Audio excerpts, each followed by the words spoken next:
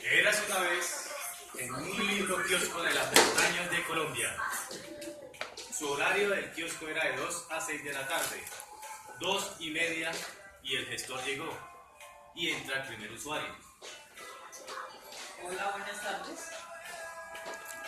Buenas tardes. Buenas tardes. ¿Me regalas un pico, por favor, para conectarse? 2 minutos después, el usuario espera ser atendido por su querido, amado gestor. ¿Qué necesitas? Un pico para conectarme, por favor. ¿De qué?